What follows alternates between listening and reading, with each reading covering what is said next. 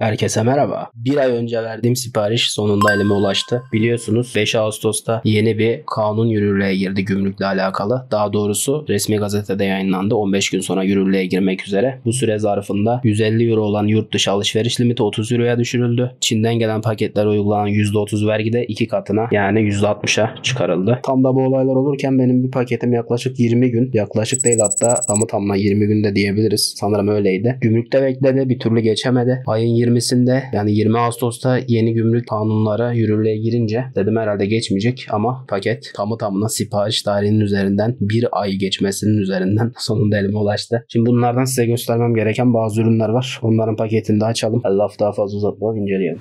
Evet, ilk ürünümüz bir musluk başlığı. Şöyle görmüş olduğunuz gibi klasik musluklara tutturmak için gereken başlık. Bir adet buna takılacak olan conta. Bir adet de yedek olduğunu düşündüğüm bir conta var. Evet, bu da şöyle bir şey görmüş olduğunuz gibi. Bunun olayı mutfak musluklarına takıp şuradaki hortumu sayesinde rahatça geniş açılarda bunu kullanabilmek. Bir önceki aldığımı hatırlarsınız eğer o videoyu izlediyseniz. İzlemediyseniz açıklamada oynatma listesinde o videoda mevcut, gidip bakabilirsiniz. Bunlar mutfak için daha ideal, o yüzden böyle bir şey aldım. Bunun zaten montajını da göreceksiniz. Görsel konusuna gelecek olursak fotoğraftakiyle aynı. Fiyatını yine aşağı tarafa yazarım. Hadi montajına geçelim. Bunu söküyorum. Öncelikle bu aparatı çeşmeye takıyoruz. Bu çeşmenin ağzı geniş olduğu için şu üst kısmı takacağız. Şimdi buraya şu küçük pulu yerleştiriyoruz. Büyük olanı değil, küçük olanı koyuyoruz buraya. Şöyle. Sonra bunu buraya vidalıyorum. Şu anda bunu buraya vidaladım. İyice sıktım. Bir tık uzun olduğu için bu tabi daha rahat hareket ettiriliyor. Suyu şöyle bir açalım. Evet. Suyu dağıtabiliyoruz. Bu da bu şekilde. Sıradaki ürünümüz şöyle bir şey. Bunun ne olduğunu bilenler anladı. Bu görmüş olduğunuz gibi artısı ve eksisi olan bir aparat. Neye yarıyor diyecek olursanız şu kısma, tornavidaya şu araya sokup şöyle biraz gezdirdiğinizde eğer mıknatıs özelliği varsa tornavidanın ucunda mıknatıs özelliğini kaybediyor. Yani bir şey için lazım olabilir, bilmiyorum. Şahsen benim ihtiyacım olmaz ama belki bir şey için lazım oluyordur. Yorumlara yazarsınız eğer öyle bir şey gerekiyorsa. Artı kısmına geldiğimizde ise buraya tornavidanın ucunu sokup biraz gezdirdiğimizde ise mıknatıs özelliği olmayan tornavidaların uçlarını mıknatıs uçlu tornavidaya çeviriyor. Bende de mıknatıs özelliği olmayan, ucu mıknatıslı olmayan tornavidalar ve gerçekten bazen vidaları sıkarken, daha doğrusu sıkmaktan ziyade yuvalarına oturturken lazım oluyor. Ya da sökerken düşüp sağa sola gitmelerini engelliyor. O yüzden böyle bir şeyin gerekli olduğunu düşündüğüm için böyle bir tane aldım. Bu yine görselde göründüğüyle birebir aynı. Malzemesi de sert plastik. Fiyatı da zaten çok pahalı bir şey değildi. Fiyatını yine aşağıya yazarım. Denemesini de bunu hep birlikte yapacağız. Şimdi şunu bir kenara koyalım. Burada görmüş olduğunuz gibi bir adet tornavida var. Bu tornavidanın ucu mıknatıslı değil. Şöyle göstereyim. Bir tane metre var. Gördüğünüz gibi hiçbir şekilde yapışmıyor. Ne diyor? Mıknatıs özelliğini kaybetsin istiyorsanız buraya diyor. Öyle yapıyorsunuz. Mıknatıs özelliği kazansın istiyorsa buraya diyor. Bakın bunu böyle yaptığımız zaman hemen bırakmıyor. Böyle yapıyoruz. Birkaç saniye yeter herhalde. Bakın yapıştı. Gördüğünüz gibi mıknatıs özelliği kazandı. Elimde şu an vida olmadığı için böyle gösteriyorum ama anlıyorsunuzdur diye düşünüyorum. Şimdi mıknatıs özelliğini kaybetmesi için gerekeni yapalım. Bu sefer de eksi tarafına yapıyoruz. Bakın gördüğünüz gibi hiçbir şekilde tutmuyor.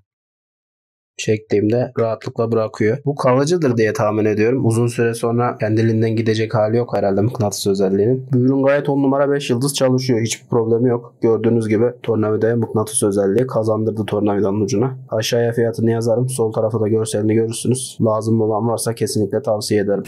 Sıradaki ürünümüz alternatif akım voltaj dedektörü. Bu neye yarıyor? Kalem şeklinde bir nevi kontrol kalemi gibi ama sanırım onun biraz daha gelişmişi desek yanlış olmaz. Böyle açalım. İçinde şurada bir kullanma kılavuzu var, bir de poşeti var. Burada görmüş olduğunuz gibi çeşitli tuşlar var. Buraya herhalde pil konuyor. Bakalım. Aynen.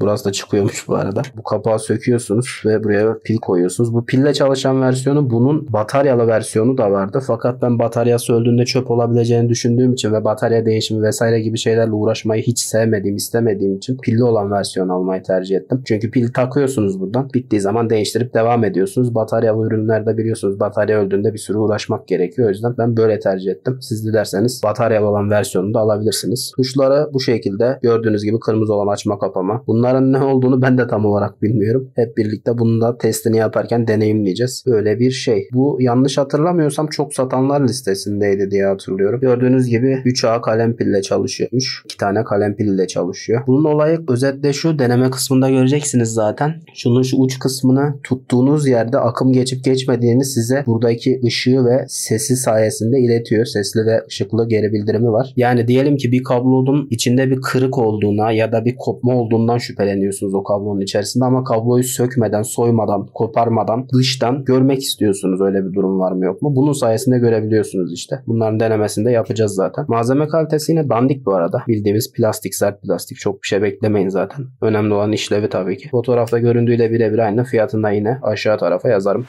Öncelikle pilli olduğu için burayı açıp buraya pil koyuyoruz. Burada gösterdiği gibi takılıyor sanırım. Buradaki gibi takacağım. Siz yine de bunu kullanmayacağınız zaman pilleri içinde bırakmayın tabii ki. Aklınızda olsun. Açmak için düğmeye basılı tuttum. Şurada da zaten ışıktan görünmüyor ama şöyle göstereyim. Gördüğünüz gibi power ışığı yanıyor. Şu anda çalışıyor. Tuşlara gelecek olursak burada görmüş olduğunuz ışığı ve şuradaki lazeri kontrol etmeye yarayan tuş buymuş. Buna bastığımız zaman gördüğünüz gibi şu üst taraftaki ışık söndü. Bakın tekrar basıyorum, aktif oldu. Bu ışık şu ucunu tuttuğunuz yerden enerji geçmiyorsa, kırmızı geçiyorsa yeşil yanıyordu diye hatırlıyorum. Şimdi deneyeceğiz zaten onu da. Şurası da yüksek ve düşük ayarı için kullanılan bir tuşmuş. Yani sinyal seviyesi yüksek. Kardeş sakin. Sinyal seviyesi yüksek mi yoksa düşük mü olacak? Bunu belirliyoruz buradan. Bakın gördüğünüz gibi low şu anda. Burada 48.000 volt olarak gösteriyor. Düşükte. Low sensitivity diyor bakın düşük modda. High'da da yüksek sensitivity yani yüksek hassasiyet modunda da 12 ile 1000 volt arasıymış. Bu ona yarıyor. Şimdi bunu şöyle deneyeceğiz. Kardeş bir susar mısın? Evet, basılı tuttum kapattım. Susmuyor çünkü. Bende bir tane 2 metreydi sanırsam. 2 metrelik bir Type-C kablo var. İki ucu da Type-C bir kablo. Onun bir yerinde temassızlık var. Sanırım kablonun içinde bir şey kırılmış. O kablo üzerinde deneyeceğim. Bahsettiğim kablo bu. Bu arada az önce Type-C'den Type-C'ye demiştim. Yanlış söylemişim. Type-C USB'miş. Şimdi bunun bir ucunu bilgisayara takacağım. Type-C ucu da telefona takıyorum. Şu an şarj olmaya başladı. Bu tuşa basılı tutuyoruz. Gördüğünüz gibi açıldı. Hatta şöyle şuradaki ışığı da açalım. Bakın şimdi buraya tutuyorum. Bakın görüyorsunuz. Şu an kabloyu gezdiriyorum. Bu arada sesi çok yüksek. Sağır oldum şu an. Bakın kablonun buralarda bir yerlerde sorun olduğunu gösteriyor.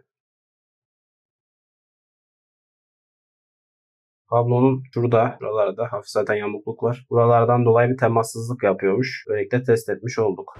Akıllı priz gördüğünüz gibi üzerinde de yazıyor zaten. Detaylarından bahsediyor. Voltaj değerleri vesaire burada mevcut. Zaten bunu ona göre almıştım. Açalım.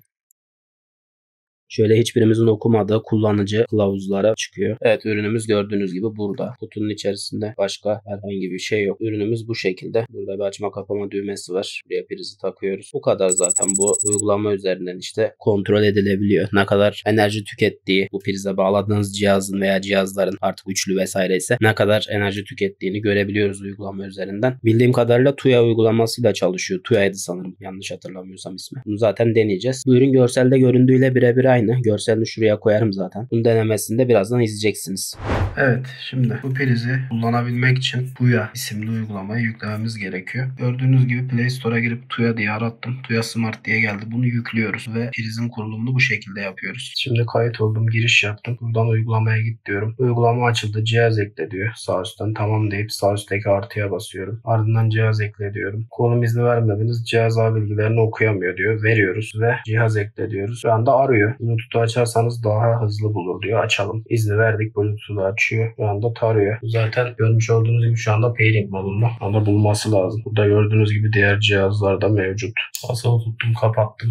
Şu an tekrar açtım. Yine pairing modunda. Şu an bulmuyor. Eşleşme modunda olduğu halde. 2.4 GHz'e bağlı halbuki. Evet, şu anda sıfırladım ve geldi. Burada zaten sıfırlama adımlarını gösteriyor. Evet, şimdi şifreye girdim. İleri diyorum. Gördüğünüz gibi ekleniyor şu anda. Burada görmüş olduğunuz gibi ilerleme görünüyor zaten. Bunun tamamlanmasını bekleyeceğiz. Tamamlandı diyor. Pairing'den de çıktı gördüğünüz gibi. Tamamlandı diyorum. Evet, şu anda priz uygulamaya bağlandı. Kapalı olduğunu gösteriyor. Bunu doğrudan prize bağlayacağım. Buradan prizi açıyorum. Şu anda şarj oluyor. Buradan bastığımda tekrardan prizi kapatıyor. Dilerseniz buradan zamanlayıcı da ayarlayabiliyorsunuz. Belli bir süre sonra kapansın vesaire gibi. Şuradaki elektrik simgesi de toplamda ne kadar tükettiğini burada listeliyor. Buradaki ayarlar kısmından da diğer ufak tefek ayarları yapabiliyorsunuz. Bu da çalışıyor. Bir problem yok. Evet, sıradaki ürünümüz bir Type-C'den Type-C'ye kaç watt enerjiyle şarj ettiğini gösteren bir aparat. Küçücük şeyi de bu kadar büyük bir şeyin içine koymalar neden acaba, onu da anlamış değilim. İsraf ya bu resmen. Abi bit kadar şey ya bu. Bunu niye bu kadar büyük bir şeyin içine koyarsın ki? Açılırken de yırtıldı. Gördüğünüz gibi böyle bir ürün. Şuradaki ekrandan işte değeri gösteriyor. Type-C zaten. Burası da Type-C. İlla ki internette görmüşsünüzdür. Ucunda böyle göstergesi olan kablolar var. Gösterge özelliği olmayan kablolarda kullanmak için yapılmış bir aparat bu. Buradan Type-C'yi takıyorsunuz. Burası da Type-C. Bunu da cihaza takıyorsunuz. Buraya kabloyu taktıktan sonra bunu cihaza takıyorsunuz ve buradaki ekranda ne kadar güçlü enerji verdiğini, şarj ettiğini görüyorsunuz. Bunu da görseli şurada sol üstte görünür. Fiyatını da aşağıya yazarım yine her zaman olduğu gibi. Görseldekiyle birebir aynı, nasıl çalıştığını da birazdan deneyeceğiz. Şimdi öncelikle bu kablo üzerinde deneyelim. Buradan powerbank'e taktım. Buradaki Type-C'yi de buna takıyorum. Ardından bunu da telefona takıyorum. Bakın şu anda açık zaten, şarj oluyor. Kaç watt ile şarj olduğunu gösteriyor. Yani bunlar ne kadar tutarlıdır tabii o kadar detaylı bilgim yok. Şey söyleyemeyeceğim ama hani gösteriyor mu, gösteriyor. Dilerseniz bunu da satın alabilirsiniz. Sıradaki ürün böyle bir şey. Bunun ne olduğunu şu an hatırlamıyorum. Açıp bakacağız. Kutuya koymuşlar, üstüne bir de poşete koymuşlar. Resmen israf. Şöyle bir şey çıktı. Açalım. Neymiş ya? Bu şey, biliyorsunuz bazı ekran kartları çok büyük ve ağır olduğu için, çok fazla slot kapladığı için ağırlığından dolayı altına bir destek koymadığınız zaman ekran kartı sarkabiliyor. Ve ekran kartının sarkması da anakarta zarar veriyor. Bu onun için yapılmış bir aparat. Şu şekilde çevirerek bunun yüksekliğini istediğimiz seviyeye ayarlayıp ekran kartına destek olarak koyuyoruz. Şurası alt kısmı, altı ve üstü yumuşak zaten, görünüyordur diye tahmin ediyorum. Bunu bu şekilde çevirerek ekran kartının boyuna ve kasaya göre ayarlayıp ekran kartının sarkmaması için kullanılan bir aparat. Yani ekran kartına destek için kullanılan bir aparat. Bu görseldekiyle birebir aynı. Fiyatını da şu aşağıya yazarım. Benim ekran kartım için çok ihtiyaç yok ama ileride lazım olur diye de çok uygun fiyatlıydı. O yüzden satın almak istedim. Bunun da zaten denemesini birazdan göreceksiniz. Destek vidasını şöyle şuraya takacağız. Bunun amacı şu. Bu çok güçlü bir kart olmadığı için o kadar kalın değil. Tahminen şuradan görüp anlayabiliyorsunuzdur diye düşünüyorum. Şuradaki görmüş olduğunuz iki tane slotu kaplıyor sadece. Fakat 4090 gibi çoğumuzun ulaşamadığı ama güçlü olan kartlar da var. İş için vesaire kullanan insanlar var neticede. Onlar mesela 4 slot kaplıyor. Yani bu kartın 2 katı alan kaplıyor. Şuraya kadar kalınlığı olan kartlar oluyor. Bu tarz ekran kartları haliyle çok ağır olduğu için buradaki soket ve vida tutuyor bunu ama yine de ekran kartı sarkabiliyor. Anakarttaki sokete zarar verebiliyor. O yüzden bu tarz destek çıtaları kullanılıyor. Bunun için gerek yoktu ama ben yine de aldım. İleride belki lazım olur diye. Bu 4060 merak edenler için. Şimdi bunu şu şekilde açıp buraya takıyoruz. Bunu binalardaki kolon gibi düşünebilirsiniz. Şu şekilde buraya koyacağız. Bunun zaten şu üst ve alt kısımları koyduğunuz yere herhangi bir şekilde çizmez. Şimdi bunu şu şekilde açacağız. Buraya yerleştirdim. Zaten şöyle çevirdiğinizde yukarı doğru çıkıyor. Bakın burada görmüş olduğunuz gibi bu şekilde karta destek sağlıyor ve kartın şuradan aşağıya doğru sarkmasını engelliyor. Olayı bu. Bu da bu şekilde. Evet, sıradaki ürünümüz bir kablo. Görmüş olduğunuz gibi. Şarj için kullanılan çok yönlü 4 tane ucu bulunan bir kablo. Ben bunu turuncu renkte aldım. Bunun siyah vesairesi de var. Gördüğünüz gibi şurada bir kablo tutucu yapmışlar. Gayet şık görünüyor bence. Yaklaşık 2 metreydi sanırım bu. Yanlış hatırlamıyorsam. 2 metre gibi duruyor. Şu an tam hatırlamıyorum. Siparişi vereli çok olduğu için. Şimdi bunun şöyle bir özelliği var. Bakın gördüğünüz gibi bir taraf Lightning, bir taraf USB. Fakat bunu şu şekilde şuradan tutup ileri doğru çektiğinizde bakın burada Type-C var. Yani bir ucu adaptörlere takabilmek için ya da işte bilgisayara vesaire gibi cihazlara takabilmek için bir ucunda hem USB hem Type-C giriş var. Diğer ucunda da hem Lightning hem de Type-C var. Yani bu şekilde iki uç olarak tüm cihazları şarj etmek için yapılmış. iPhone, Android fark etmeksizin ya da işte USB portuna ihtiyacınız varsa USB'den Type-C portuna ihtiyacınız varsa Type-C üzerinden gerek adaptöre gerek bilgisayara vesaire takabilmek için yapılmış bir kablo. Kalınlık olarak da gayet iyi duruyor bu arada. Dayanıklı olacağını düşünüyorum. Bu da görselde göründüğüyle birebir aynı. Fiyatını da aşağıya yazarım. Deneme videosunda zaten birazdan izleyeceksiniz. Şimdi kablomuzu deneyeceğiz. Burada gördüğünüz gibi bir powerbank'imiz var. Burada da Type-C girişi olan bir Android cihaz var. Burada gördüğünüz gibi Lightning Type-C kısmı var. Bu Type-C kısmını bu telefona taktım. Bu kısma gelecek olursak önce USB kısmını deneyelim. Bunu alıyorum ve şu şekilde USB kısmına takıyorum. Gördüğünüz gibi powerbank açıldı ve telefon şu anda şarj oluyor. Burada da zaten mavi bir LED yanıyor. Şimdi diğer ucu Type-C olarak deneyeceğiz. Bunu tekrar söküyorum. Şuradan çekiyorum ve Type-C kısmını takıyorum. Taktım. taktım. Bakın şu an burası yine mavi yanıyor. Şarj ettiğini görebilirsiniz. Telefonda da yine aynı şekilde şarj olduğu görünüyor. Şimdi geldik pillerin durumunu gösteren cihaza. Elimde şu anda 2 tane pil var. Bu pil görmüş olduğunuz gibi şarjlı bir pil ve dolu. Bunu doldurdum. Bu da dümdüz bildiğimiz normal pillerden. Şimdi ikisiyle deneyeceğiz. Evet, şimdi burayı açıyoruz ve burada gösterdiği gibi eksi artı şeklinde diyor. Bu şekilde buraya yerleştiriyoruz. Şu anda görmüş olduğunuz gibi tam arada duruyor. Boş olduğu için hiç kımıldamadı bile. Şimdi diğerine bakalım. Dediğim gibi bu şarjlı bir pil ve dolu. Yine eksi bu tarafa artı bu tarafa gelecek şekilde koyuyorum ve sıkıştırdığımda görmüş olduğunuz gibi düşük seviyede dolu diyor. Tam dolmamış olabilir ama görmüş olduğunuz gibi çalışıyor. Evet, şimdi 2 tane büyük boy şarjlı pilim var. Bunları yeni şarjdan çektim. Şimdi bir de buna bakalım. Eksi bu tarafa artı bu tarafa diyor. Şu anda görmüş olduğunuz gibi good diyor. Yani iyi durumda dolu olduğunu gösteriyor. Üründe fiyatını hak ediyor bence. Çalışıyor. Herhangi bir sıkıntı yok. Fiyatını aşağıya zaten yazdım. Görselde gördünüz. Alınabilir bir ürün. Bu arada bunların böyle daha minik olan versiyonları falan var. Direkt pili içine oturtabileceğiniz, burayı açıp kapatmanıza gerek olmayan. Dilerseniz o modeline de bakabilirsiniz. Öyle bir modelde görmüştüm.